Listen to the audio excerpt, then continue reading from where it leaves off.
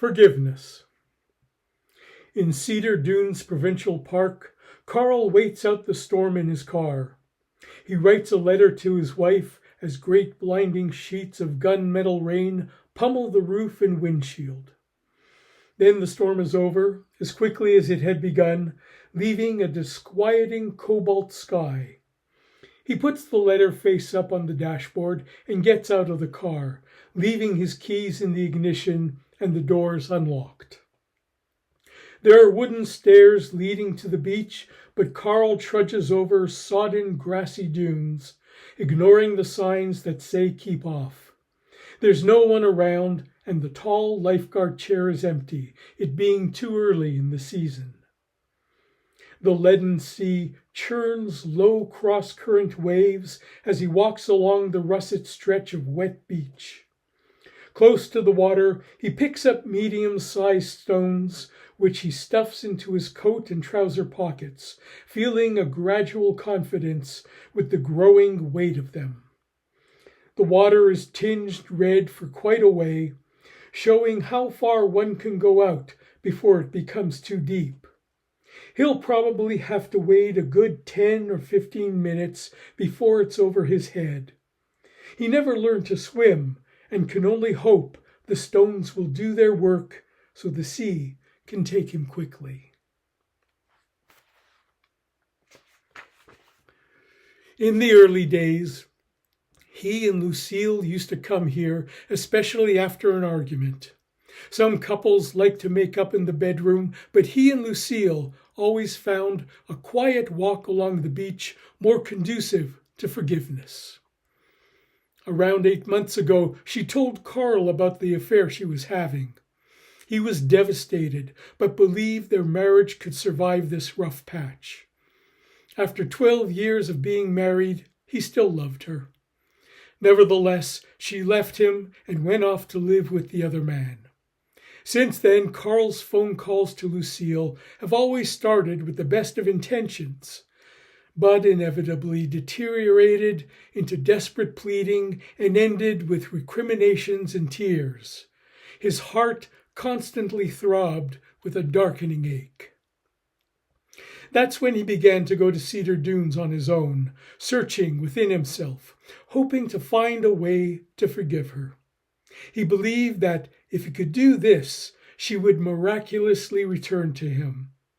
His recurring fantasy was that he'd be walking along the beach, and there she'd be, coming toward him. They would find each other, like castaways, washed up on the same shore. That hope was finally quashed when Lucille called to say she wanted to marry the man she was living with, and hoped Carl would not make complications. Yesterday he was served with divorce papers. He has them folded up in his inside coat pocket as he walks along the edge of the shore, where the tide's rolling lip teases the soles of his shoes.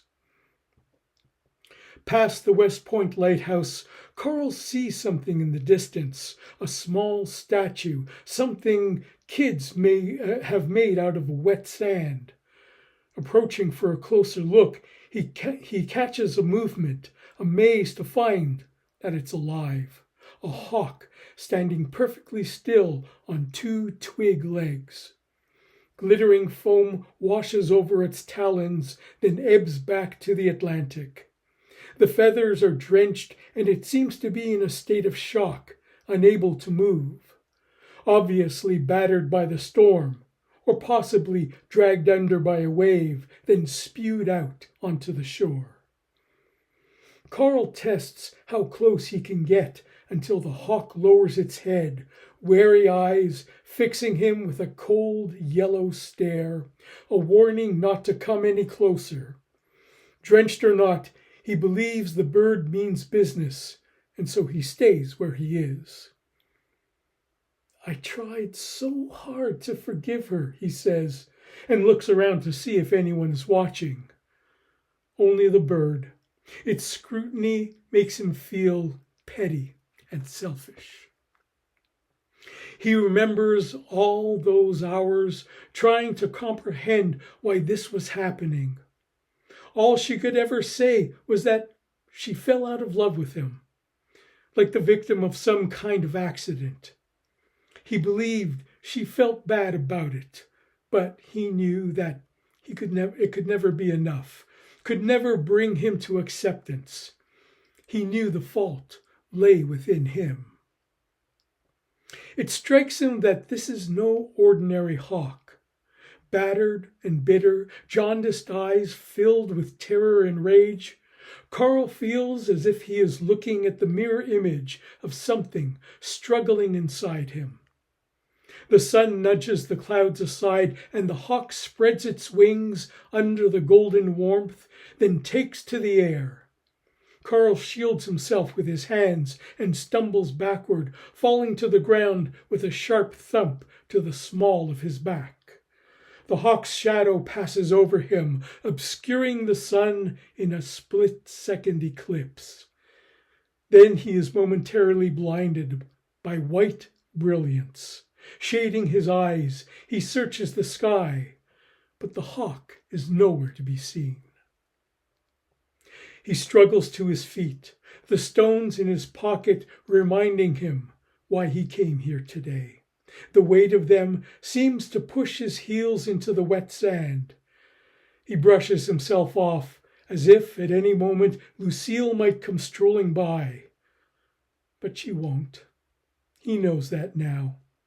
The stretch of beach is as bereft of her image as the open sky is of the hawk. He thinks about the letter that's sitting on the dashboard of his car, some of the words he used: despair, choice, peace. He thinks of the unlocked car doors and the key in the ignition. He may as well be dead already. Forgiveness. He remembers that was how he ended the letter. He looks up into the sky again, hoping for some sign of the hawk. Its disappearance has left him numb, a vital part of himself having let go. He wonders what has been left and touches the outside of his coat pockets where the stones bulge through. Such a foreign presence, and yet they feel like an integral part of him now as he stares out toward that place where the sea and the sky become the same.